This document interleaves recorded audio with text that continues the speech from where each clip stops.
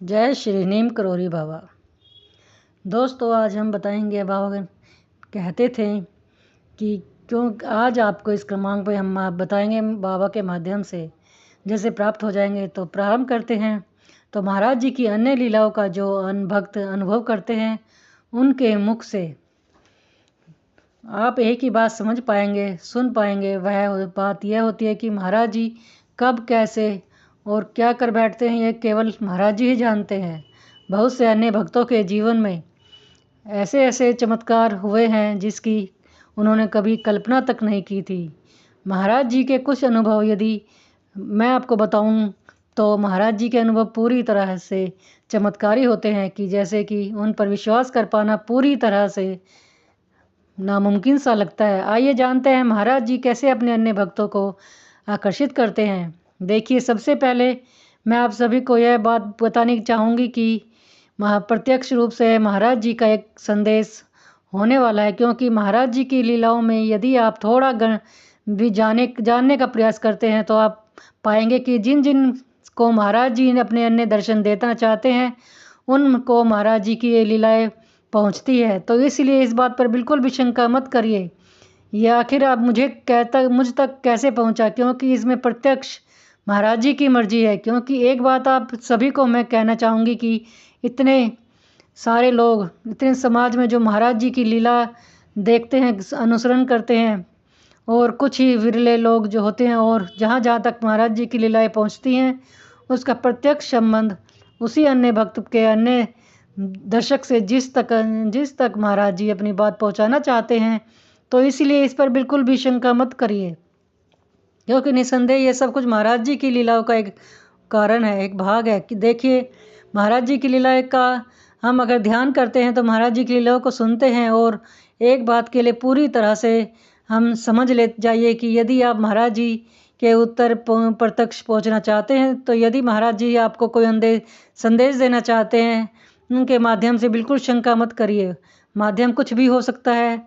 प्रत्यक्ष रूप से मैं आपको बताना चाहूँगी कि महाराज जी कहते हैं कि ईश्वर कभी भी तुम्हें एक प्रत्यक्ष रूप से दर्शन थोड़ी देंगे। कहते हैं कि ईश्वर कभी भी अपने उस रूप में आपको दर्शन नहीं देंगे जिस रूप को आप जानते हैं। महाराज जी कहते हैं कि ईश्वर तो एक वेश धारा कर आएंगे जिसे देखकर आप बहुत ज़्यादा विचलित भी हो सकते हैं।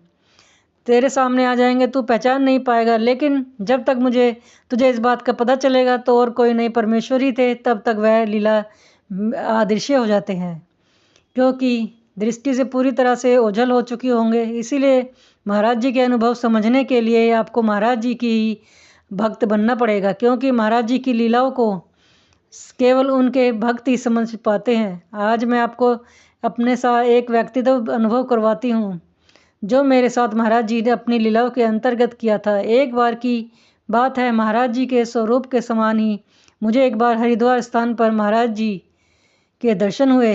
अब क्या हुआ, महाराज जी की वेशभूषा धरे हुए एक ऐसे अद्भुत संत मेरी आंखों के सामने आ गए। जिस प्रकार से महाराज जी सदैव कंबल ओढ़े रहते हैं, उसी प्रकार से उन संत जन ने कंबल ओढ़ा हुआ था। और जो महाराज जी के भक्त हैं किसी कंबल को देखते हैं, यह बहुत ही रेखांकित करने वाली बात है। आप पूछिए, क्या आपके साथ भी ऐसा होता है? जब भी आप किसी भी कंबल को देखेंगे तो कंबल को देखकर सबसे पहला चित्र आपकी नज़रों के सामने आता है, आपके अंतर मन में आता है। आपकी जो दृष्टि है, जिसे सोचती है, सबसे पहले वो कोई और नहीं, हमारे श्री महाराज जी होते हैं। तो ऐसा ही कुछ मेरे साथ भी हुआ कि हरिद्वार में एक संत महाराज जी के समान ही कंबल ओढ़े हुए एक स्थान पर खड़े हुए थे।